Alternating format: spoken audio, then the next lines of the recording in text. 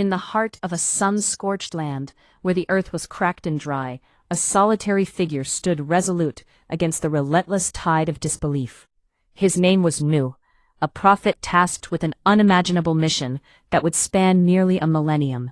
For 950 years, he tirelessly called out to his people, his voice ringing through the valleys both day and night. His words echoed through the bustling streets, urging them to abandon their lifeless idols and embrace the worship of the one God. The sun blazed overhead, casting long shadows as he pointed to the radiant sky and the intricate dance of the moon, using nature's wonders as signs of Allah's power. Yet the people scoffed at him. The elite, draped in their finery, ridiculed Nu, dismissing him as merely a man like ourselves. They jeered, claiming that only the lowest among them followed his call, their laughter piercing the air like arrows. They clung tightly to their idols, Wad, Suwa, Yaguth, Ya'uk, and Nazar, fists raised defiantly against the truth. As the years wore on, Nu's heart grew heavy with despair. Each day he watched as the light of belief flickered and dimmed in the eyes of his people, their hearts hardened by years of scorn. When the mocking became unbearable and their disbelief absolute, a divine command thundered down from the heavens. Nu was instructed to build the Ark, the Folk, a monumental vessel that would carry the faithful through the storm of retribution. He toiled in the desert, far from any sea, the laughter of the chieftains ringing in his ears as they passed by. They called him mad for constructing a ship of planks and nails in this parched wasteland.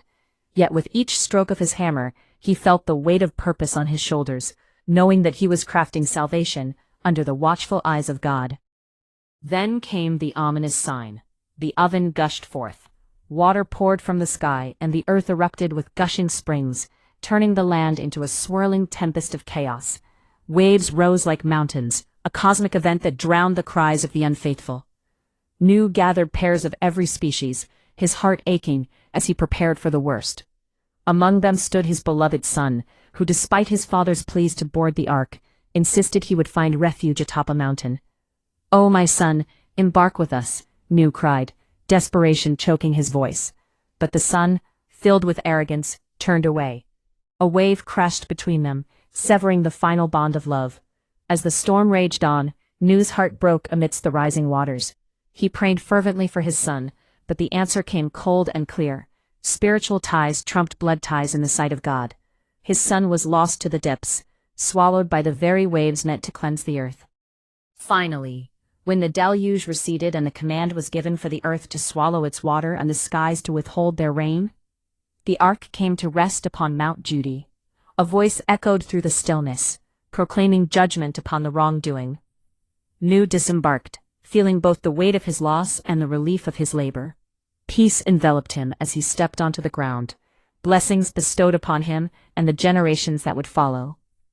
In this tale of unwavering patience and faith, Nu's story became a beacon of hope. For even amidst ridicule and despair, he stood firm, embodying the strength that comes from belief.